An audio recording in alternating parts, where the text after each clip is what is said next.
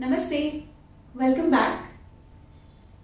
तो आज हम बात करने वाले हैं 3 दोष के बारे में, वात, पित्त और कफ। इस सीरीज के पिछले वीडियो में हमने बात की थी कि ये हमारा जो शरीर है ये 5 महाभूत से बना है।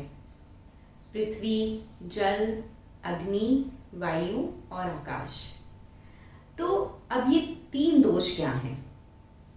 तो क्या हुआ, हालांकि 5 महाभूत से हमारा शरीर बना है, हमने समझा कि कैसे बेसिक यूनिट तक 5 महाभूत हैं हमारे शरीर में।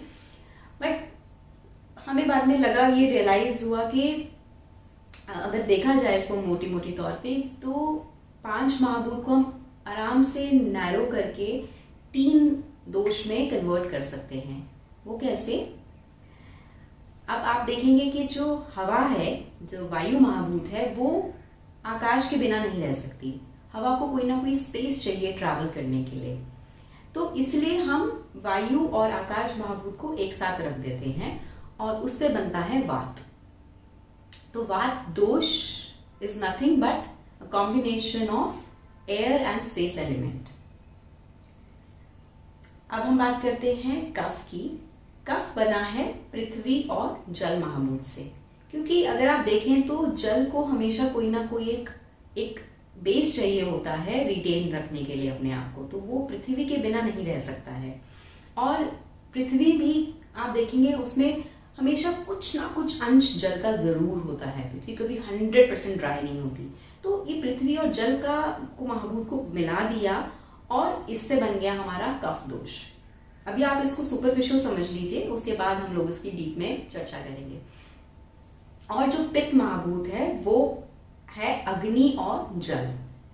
अब अग्नि हम अकेले भी रख सकते थे, बट अग्नि हमें अपने अगर शरीर में अग्नि को रखना है तो इट शुड बी कंस्ट्रक्टिव, है ना। वो ऐसा नहीं होना चाहिए कि वो इतनी अग्नि हो, इतनी भड़की हुई हो कि वो सब कुछ जला दे, भस्म कर दे। हमें भस्मक अग्नि नहीं चाहिए, इसलिए उसके साथ पानी रखा गया है, क्योंकि पानी उसको कंट्रोल करता है, अग्नि को, उसको भड़कने नहीं देता है। तो इसलिए पित्त दोष में आप देखेंगे अग्नि और जल महाभूत होता है। तो वात हो गया जब वायु और आकाश महाभूत एक साथ आते हैं तो वात बनता है। जब अग्नि और जल महाभूत साथ में आ जाते हैं तो पित्त बनता है। और जब पृथ्वी और जल महाभूत साथ में आ जाते हैं तो कफ बनता है। तो इस तरह से इन 3 दोष का निर्माण हुआ 5 महाभूतों से। तो जो 5 महाभूत थे वो ही सिमटकर इन 3 दोषों में आ गए। तो हम 5 चीजों की चर्चा करते हैं, अब हमें सिर्फ 3 चीजों की चर्चा करनी होगी। और ये ही वात, पित्त, कफ है जो कि पूरे जो आयु है, जो हमने आयुर्वेद में आयु की बात की थी, जो जीवन की बात की थी, ये पूरे जीवन को हमारे चला रहे हैं। कैसे, वो सब हम जानेंगे अभी। बट अब इसमें सबसे पहला सवाल ये आता है कि अगर ये हमारे जीवन के संचालक हैं, अगर ये जीवन को चला रहे हैं, तो इनको दोष क्यों कहा जाता है? तो ये दोष क्यों हुए? तो अगर आप देखें तो मैंने पहले भी एग्जांपल दिया था, अगर कोई मशीन है, अगर वो कुछ पार्ट से बनी हुई है, उसमें कुछ पार्ट्स हैं जिनको मिलके वो मशीन बनती है, तो वो मशीन खराब कैसे होगी? जब उनमें से कोई पार्ट खराब हो जाएगा या फिर उनका आपस में कोऑर्डिनेशन खराब हो जाएगा। तो who is responsible for the malfunctioning of that machine? कौन है जो उस मशीन के खराब होने के लिए रिस्पॉन्सिबल है? किसमें वो ताकत है, या वो कौन है जो ये कर सकता है? उसके पार्ट्स। तो हालांकि वात, पित्त और कफ से ये पूरा शरीर बना है, बट क्योंकि वात, पित्त और कफ में ही इसको दूषित करने का गुण है। वात, पित्त और कफ ही है जो कि शरीर को इम्बैलेंस कर सकता है, जो कि शरीर को बीमार कर सकता है या खराब कर सकता है। इसलिए इनको दोषों का नाम दिया गया है, क्योंकि ये ही वो वात, पित्त, कफ है जो जब ऊपर नीचे होते हैं हमारे शरीर में, तो हमारे शरीर में बीमारियां उत्पन्न होती हैं, हमारे शरीर में इम्बैलेंसेस होते हैं, जिसकी वजह से हमें आयुर्वेद के क्यूरेटिव एस्पेक्ट में जाना पड़ता है।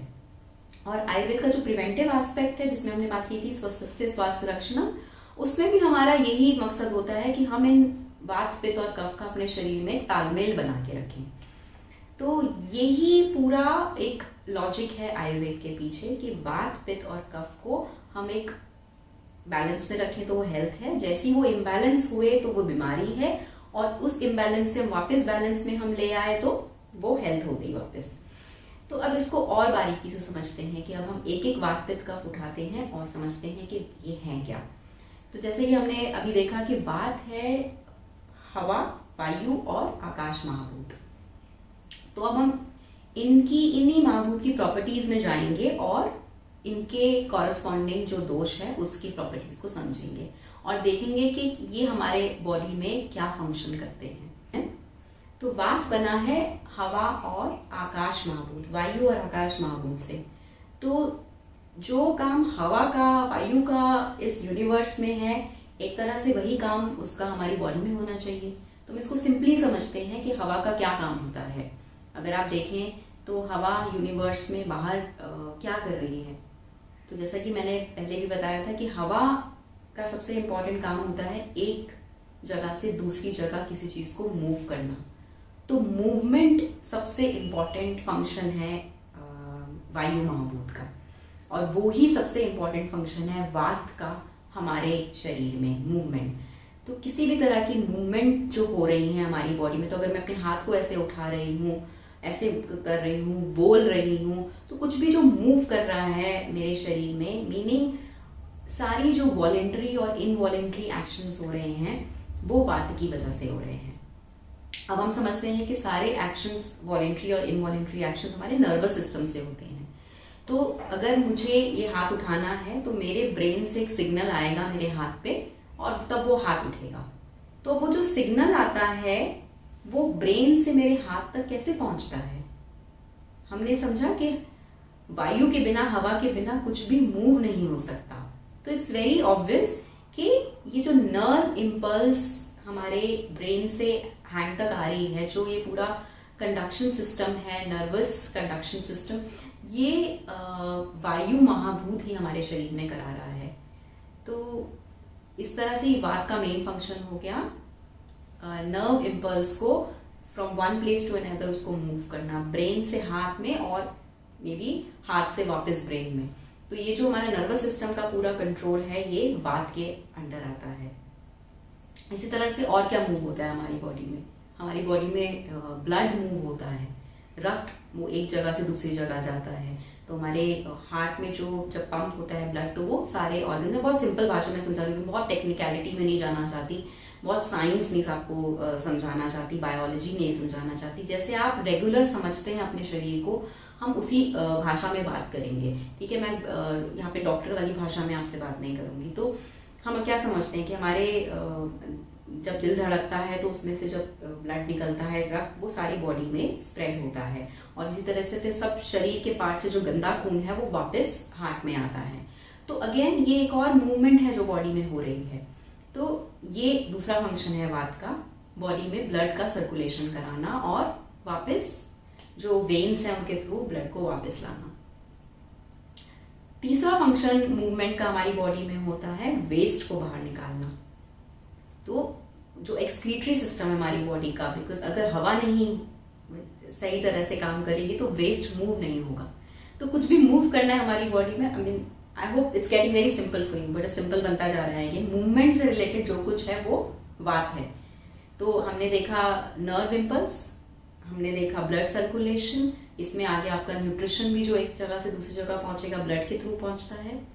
आपने देखा एक्सक्रीशन, जो भी गंदा वेस्ट है हमारा बाहर की तरफ मूव होता है। तो ये हो गया मूवमेंट से रिलेटेड। इसके साथ आता है रेस्पिरेशन, जो हम सांस लेते हैं, जो श्वास की हमारी प्रक्रिया चलती है, वो तो सीधा ही वायु से कनेक्टेड है, वो तो हवा के बिना हो ही नहीं सकती। आप सांस ले रहे हैं, हवा के थ्रू ही ऑक्सीजन ले रहे हैं, हवा के थ्रू ही कार्बन डाइऑक्साइड बाहर छोड़ रहे हैं, तो वो तो वायु महाभूत के बिना हो ही नहीं सकता। तो वो डायरेक्टली वात का फंक्शन हो गया। तो रेस्पिरेशन हो गया, मूवमेंट हो गया। उसके अलावा जो हम बोलते हैं वो एक एक्शन है, बट साथ साथ जब हवा हमारे जो वोकल कॉर्ड्स हैं जब उससे टकराती है तभी हमारी आवाज निकलती है, राइट, हम तभी बोल पाते हैं। तो ये भी हवा के बिना पॉसिबल नहीं है। तो ये भी एक वात का फंक्शन हो गया। तो इस तरह से हमने देखा कि ये respiration, any kind of movement in the body और स्पीच, ये हमारे मेन वात के फंक्शंस हैं। अब बात करते हैं पित्त के बारे में। पर उससे पहले मैं आपको बताना चाहूँगी कि हमारी एक प्रकृति होती है, जबकि हालांकि हमें तीनों दोष होते हैं, वात पित्त कफ, बट कोई ना कोई दोष हमारे अंदर एक ज़्यादा प्रभाव रखता है, हमारे अंदर ज़्यादा मात्रा में होता है। तो वो होता है हमारी प्रकृति के हिसाब से। ये जानना बहुत ज़रूरी है कि हमारी प्रकृति क्या है, क्योंकि उसी के हिसाब से हम अपना खान पान, अपना जीवन शैली निर्धारित कर पाते हैं कि हमें किस तरह का खाना खाना है, किस तरह का रहन सहन रखना है और क्या एक्शंस ऐसे लेने हैं ताकि हमारे जो 3 दोष हैं वो बैलेंस में बने रहें। तो वो मैं इस वीडियो के अंत में बताऊंगी उसके बारे में। तो पहले समझते हैं पित्त दोष होता क्या है। पहले हमें पता होना चाहिए 3 दोष होते क्या है, तभी हम प्रकृति के बारे में बात कर पाएंगे, वो नेक्स्ट स्टेप है। तो पित्त हमने बात की थी, होता है अग्नि महाभूत की इसमें प्रधानता रहती है और साथ में थोड़ा जल महाभूत रहता है उसको बैलेंस करने के लिए। तो अगर हम देखें अग्नि महाभूत ब्रह्मांड में, जो कि हमारा सूर्य देव है, तो क्या करता है, सूर्य का मेन काम क्या होता है? ऑफकोर्स गर्मी देना, प्रकाश देना, और उसकी वजह से मतलब एक तरह से वो सोर्स ऑफ एनर्जी है। सन की वजह से ही जो सारे हमारे क्रॉप्स हैं वो मैच्योर होते हैं, वो उनका चय अपचय होता है एक तरह से। तो हम अपनी बॉडी में अगर देखें तो हमारी सोर्स ऑफ एनर्जी किससे आती है? हमारे खाने से, हमारे फूड से, और वो जब डाइजेस्ट होता है तभी वो हमें सोर्स ऑफ एनर्जी मिलती है। तो अगर हम देखें तो मेन काम अग्नि का हमारे अंदर है डाइजेशन।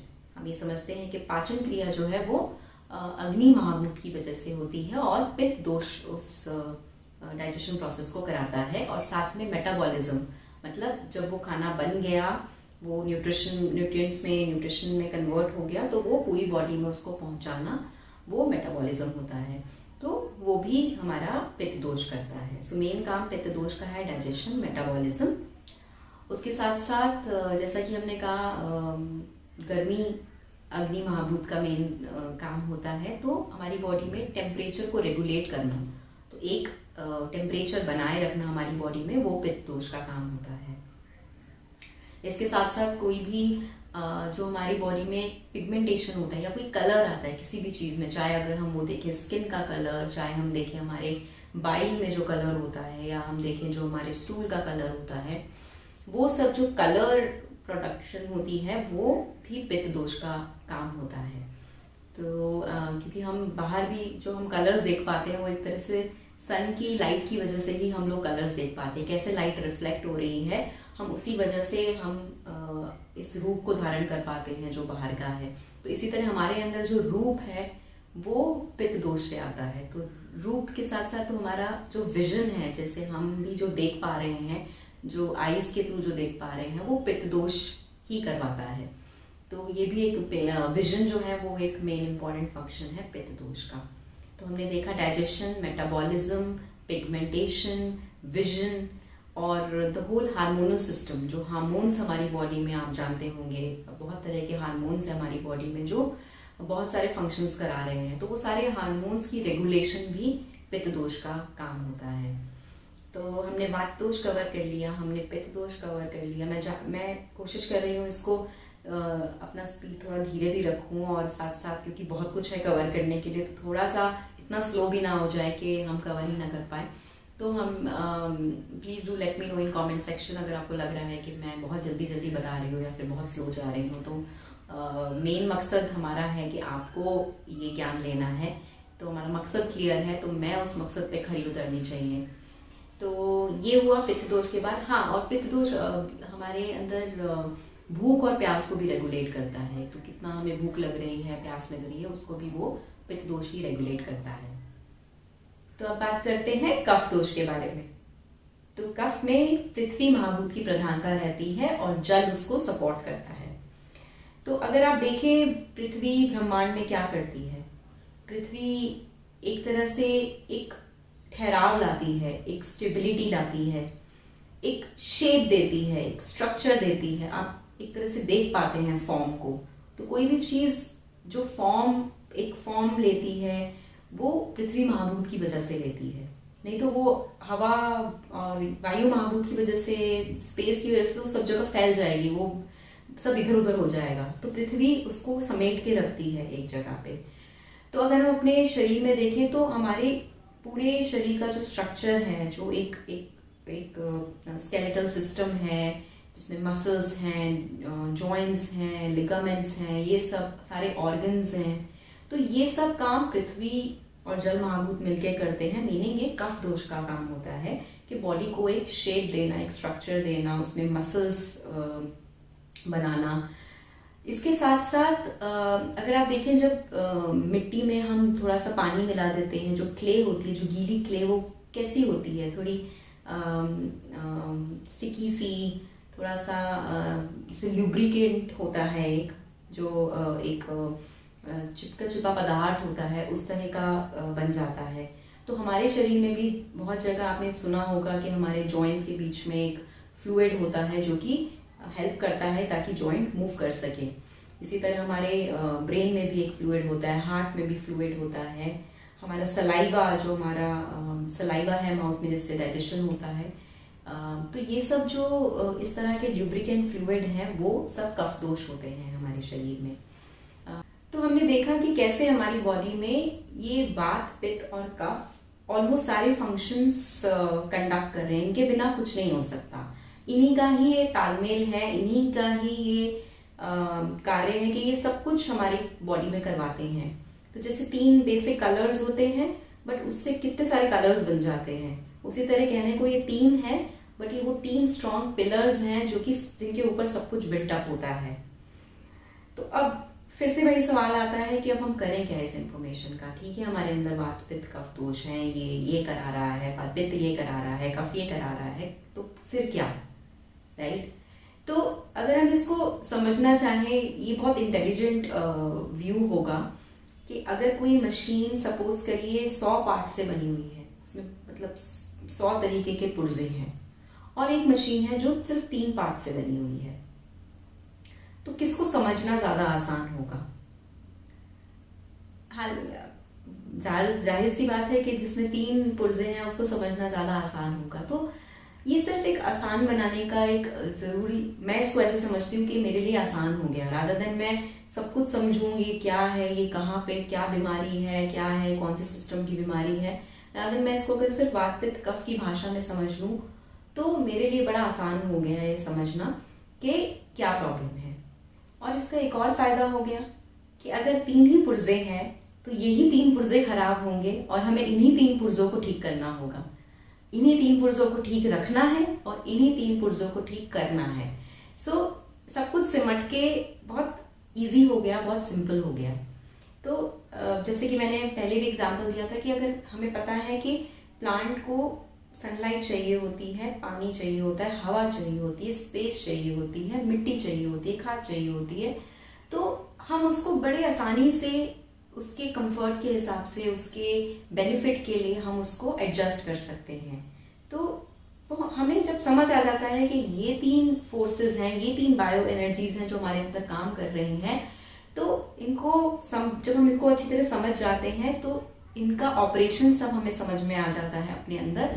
तो हमें इनका जब ये मैल फंक्शन होते हैं, जब ये आउट ऑफ ऑपरेशन जाते हैं, तो हमें वो भी पता चल जाता है, और फिर उसको कैसे वापस बैलेंस में लाना है वो भी एक आसान तरीका हो जाता है। तो हमारा फोकस इतने बड़े जंजाल से सिमट के बस 3 चीजों पर आ गया, तो लाइफ इजी हो गई, राइट?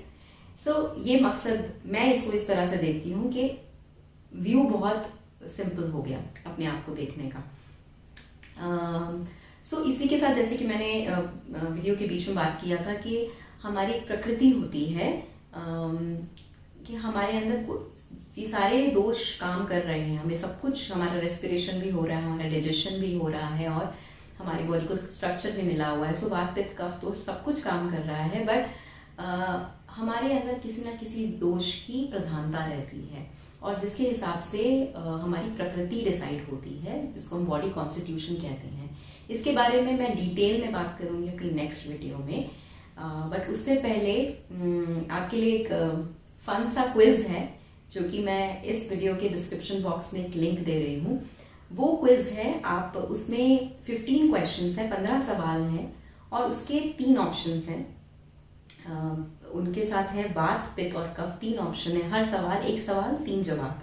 तो आपको चुनना है कि कौन सा जवाब आपके ऊपर ज्यादा लागू होता है। आप किस जवाब से आप जब अपने आप को सामने रखते हैं तो किस जवाब के साथ रिलेट कर पाते हैं, और उस हिसाब से उसमें टिक करना है आपको। और मैं ये कहूँगी कि आप, इसका क्या रीज़न है वो मैं आपको बाद में बताऊंगी, बट अभी के लिए मैं कहूँगी कि कोशिश करेगा, जितने भी उम्र के हैं, बट कोशिश करिएगा जब आप ये सवाल का जवाब दे रहे हो तो आप अपने ध्यान में रखें अपना यंग एज, अपना may be I would say when you were in your 20s या टीनेज या 20, आई थिंक 20s का अगर आप याद रखेंगे तो बहुत अच्छा होगा। तो मे बी कैसे आपके माँ बाप आपको जानते हैं जब वो आपको डिस्क्राइब करते हैं, तो आई थिंक वो बहुत बेहतर तरीका होता है। कई बार हम अपने आप को नहीं डिस्क्राइब कर पाते हैं, तो जब आप उसको रेफर करेंगे तो उसके हिसाब से बेटर रहेगा। पर किसी क्वेश्चन में आप फंस जाएं और आप अभी प्रेजेंट स्टेट को डालना चाहें तो वो भी डाल सकते हैं। जब आप वो फॉर्म देखेंगे आपको समझ आ जाएगा। मैं इसके बारे में और ज़्यादा बात नहीं करूँगी।